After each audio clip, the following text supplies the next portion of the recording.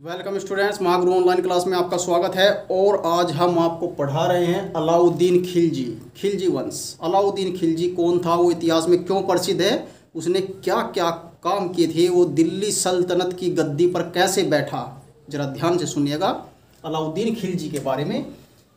उस समय की बात है जब दिल्ली सल्तनत पर जलालुद्दीन खिलजी का शासन था। जलालुद्दीन खिलजी के एक बड़े भाई थे सिहाबुद्दीन खिलजी। इनके बड़े भाई थे सिहाबुद्दीन खिलजी का एक पुत्र था जिसका नाम था अली गुरसास्प। ये सिहाबुद्दीन खिलजी के पुत्र का नाम था। और दिल्ली सल्तनत पर सिहाबुद्दीन के छोटे भाई जलालुद्दीन खिलजी का शासन था। गद्दी पर जलालुद्दीन खिलजी बैठे थे। तो क्या हुआ कि जो सिहाबुद्दीन खिलजी थे, इनकी अकाल मृत्यु हो गई। तो इनका जो पुत्र था अली गुरसास्प, उसका पालन पोषण जलालुद्दीन खिलजी ने किया। जलालुद्दीन खिलजी ने अली गुरसास्प को पाला। जब ये बड़ा हो गया तो जलालुद्दीन खिलजी को लगा कि ये बहुत ही प्रतिभाशाली है, प्रतिभावान है।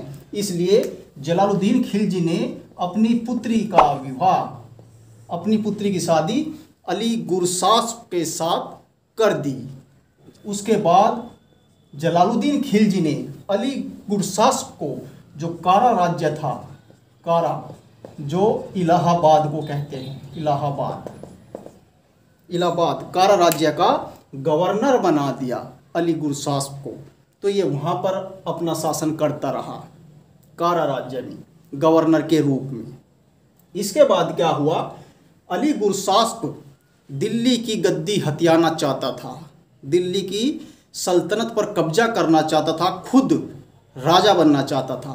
तो अली गुरसास्प ने एक षड्यंत्र रचा जलालुद्दीन खिलजी को, अपने चाचा को मारने का, कि इसको मारकर खुद राजा बन जाना। तो इन्होंने षड्यंत्र रचा और धोखे से जलालुद्दीन खिलजी को कारा राज्य में बुलवाया कि मैं आपसे मिलना चाहता हूँ, एक बार आप यहाँ आ जाइए, कुछ बात करनी है। तो जलालुद्दीन खिलजी कारा राज्य पहुँचे। जब वे वहाँ पहुँचे तो अली गुरसास्प ने अपने चाचा जलालुद्दीन को गले लगा लिया और धोखे से उनकी हत्या कर दी। जब उनकी हत्या हो गई तो अली गुरसास्प ने अपने चाचा जलालुद्दीन का सर धड़ से अलग कर दिया और उस कटे हुए सर को एक भाले पर लेकर दिल्ली की गद्दी पर पहुंचा और उस पर कब्जा कर लिया। दिल्ली की गद्दी पर कब्जा कर लिया और दिल्ली का शासन खुद अपने हाथों में ले लिया। और अली गुरसास्प अलाउद्दीन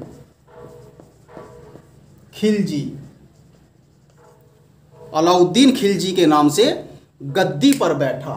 जी हाँ, ये अलाउद्दीन खिलजी वही है जिसका नाम आपने सुन रखा है।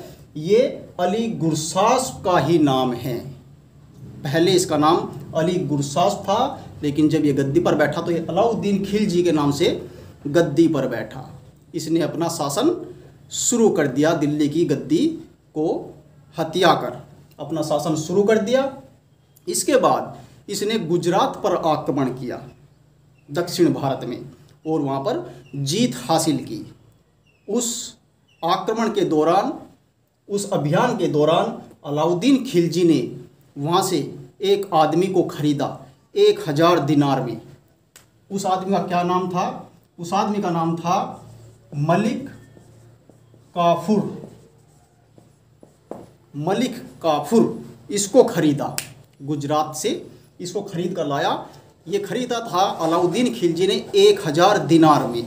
इसलिए मलिक काफूर को 1000 दिनारी भी कहा जाता है। मलिक काफूर को 1000 दिनारी भी कहा जाता है। कंपटीशन में ये भी कई बार पूछा जा चुका है कि 1000 दिनारी किसको कहा जाता है। वो था मलिक काफूर, जिसको अलाउद्दीन खिलजी गुजरात से खरीद कर लाए थे।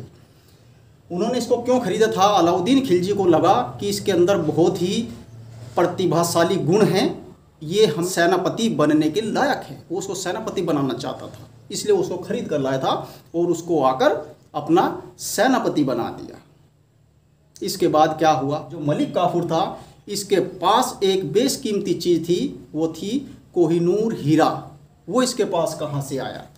जो तेलंगाना के शासक थे, तेलंगाना के शासक प्रताप रुद्र देव सेकंड, प्रताप रुद्र देव द्वितीय, उन्होंने मलिक काफूर को कोहिनूर हीरा भेंट किया था। तो कोहिनूर हीरा मलिक काफूर के पास था। जब अलाउद्दीन खिलजी ने मलिक काफूर को अपना सेनापति बना दिया तो मलिक काफूर ने वो कोहिनूर हीरा अलाउद्दीन खिलजी को भेंट स्वरूप दे दिया। अब वो कोहिनूर हीरा अलाउद्दीन खिलजी के पास आ गया। अलाउद्दीन खिलजी को इतिहास में एक नाम से और पुकारा जाता है, वो नाम है सिकंदर ए सानी, सिकंदर ए सानी या द्वितीय सिकंदर। द्वितीय सिकंदर के नाम से भी अलाउद्दीन खिलजी को जाना जाता है। ये प्रश्न भी कई बार पूछा जा चुका है कि सिकंदर ए सानी या द्वितीय सिकंदर के नाम से किस शासक को पुकारा जाता है, किस शासक को जाना जाता है, वो है अलाउद्दीन खिलजी। अलाउद्दीन खिलजी पहला शासक है, पहला शासक अलाउद्दीन खिलजी पहला शासक है जिसने दक्षिण भारत पर विजय प्राप्त की थी। दक्षिण भारत पर विजय प्राप्त की थी, वो पहला शासक है अलाउद्दीन खिलजी। दूसरा पॉइंट, ये पहला शासक है अलाउद्दीन खिलजी जिसने स्थायी सेना का गठन किया था भारत में, कि ये मेरी स्थायी सेना रहेगी। स्थायी सेना का गठन किया था और नगद वेतन देने की शुरुआत की थी। ये अपने सैनिकों को नगद वेतन देता था, इसकी शुरुआत की। इसकी सेना में 4,75,000 सैनिक थे अलाउद्दीन खिलजी की सेना में। इसके बाद मैं आपको बताना चाहूँगा कि इसने और क्या क्या कार्य किए। नंबर 1, इसने कुछ चीज़ों पर टैक्स लगा दिया, जैसे कि जो दुधारू पशु है, दुधारू पशु, उन पर चराई कर लगा दिया। चराई कर, जिनके पास भी दुधारू पशु होते थे अलाउद्दीन खिलजी उनसे चराई कर वसूल करता था। इसके बाद जो मुस्लिम थे, मुस्लिम, उन पर जकात कर लगा दिया, जकात कर। इसके बाद जो गैर मुस्लिम थे, गैर मुस्लिम, उन पर जजिया कर लगा दिया, जजिया कर, जो गैर मुस्लिम थे। इसके बाद जो किसान लोग थे, जो खेती करते थे, किसान, उन पर 50% टैक्स लगा दिया। उनकी जो आमदनी होती थी खेती बाड़ी करके, उस आमदनी का 50% टैक्स के रूप में अलाउद्दीन खिलजी के खजाने में दिया जाता था। अलाउद्दीन खिलजी ने बाजार में जो वस्तुएं मिलती थी, जो चीज़ें मिलती थी, उनके दाम निर्धारित कर दिए।